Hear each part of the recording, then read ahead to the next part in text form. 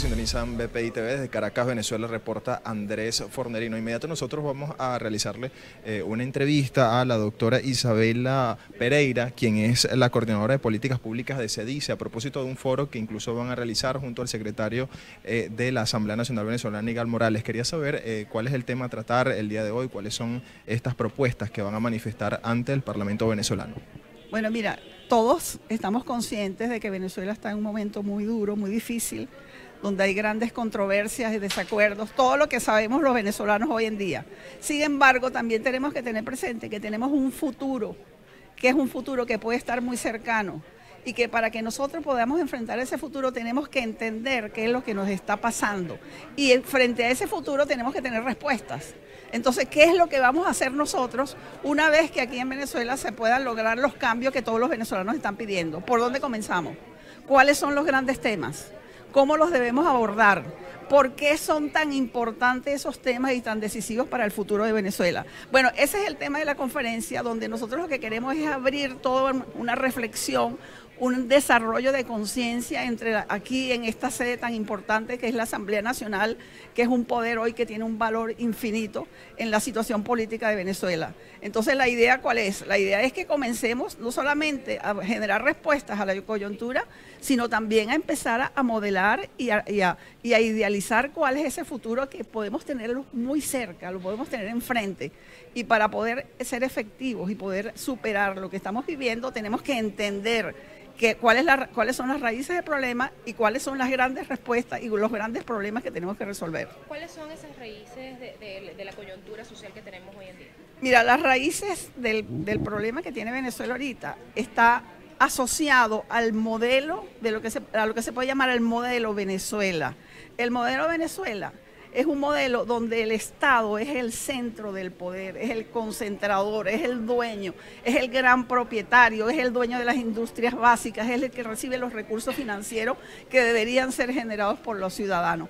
A raíz de eso, ese poder se traspasa a un ejecutivo que comienza a ejercer un extrapoder, incluso basado en leyes habilitantes que le dan la posibilidad de sustituir al poder legislativo. Entonces todo el problema de Venezuela viene por esa distorsión, donde no hay equilibrio de poderes, donde el Ejecutivo ejerce un poder casi omnímodo, donde los ciudadanos simplemente son súbditos, subordinados, que son atendidos por un Estado. Las situaciones de pobreza son atendidas por subsidios, los grandes problemas económicos no son enfrentados porque el Estado venezolano tomó la decisión de actuar como un Estado que recibe una renta y que en su gran papel es distribuirla, no crear riqueza. Y esa es la raíz del problema de Venezuela. ¿Cómo solventarlo? Porque más allá habla de un modelo, pero eso depende también del gobierno y del gobierno de turno. ¿Qué pueden hacer los ciudadanos para empezar de alguna otra manera a generar un cambio para poder modificar la situación actual? Mira, uno de quizás los temas más álgidos que estamos confrontando en estos momentos es la pérdida del poder del ciudadano. El ciudadano hoy en Venezuela no tiene poder sobre su propiedad. Él está frente a una amenaza permanente de expropiación. Él no tiene poder, no es libre de opinar. La opinión, la comunicación está totalmente mediatizada y controlada desde el aparato central. Incluso el productor y el consumidor venezolano también están mediatizados por ese peso tan fuerte del Estado y del gobierno y ejercido desde el Ejecutivo. Entonces nosotros tenemos que lograr que el ciudadano recupere sus poderes, que se respete la propiedad, que la economía se abra, una economía abierta donde tengamos libertad para invertir y para producir y donde no estemos amenazados por los controles del Estado. Es decir, hay que rediseñar un nuevo país. Rediseñarlo, ya sabemos cuáles son las grandes acciones que tenemos que tomar. Yo lo que creo es que tenemos que avanzar a un gran acuerdo, a un momento de unidad nacional para que ese frente, para que un gran frente unido de venezolanos podemos dar ese salto que es inaplazable, porque de eso depende no solo la vida de nosotros hoy, sino de las futuras generaciones. Profesora, ¿y cómo hacer para precisamente lograr ese acuerdo? Porque hay decisiones, como usted ha dicho, de un ejecutivo que es poderoso, que controla o intenta controlar todo el país, y la última decisión de trascendencia que ha tomado el Ejecutivo es de manera unilateral adelantar las elecciones presidenciales. Precisamente las elecciones es un instrumento para lograr un cambio político, pero son elecciones que desde ya se están diciendo que no se van a realizar con garantías. ¿Cuál es la alternativa? ¿Qué puede hacer la sociedad para encontrar un futuro mejor en medio de estas condiciones? Mira, uno de los poderes fundamentales que le ha sido robado al ciudadano es el poder de elegir. Porque la gente no solamente no vota, o sea, no vota porque cree que votando legitima al gobierno. Y resulta que el poder más grande político que tiene un ciudadano es elegir. Entonces nosotros tenemos que analizar realmente la decisión que vamos a tomar.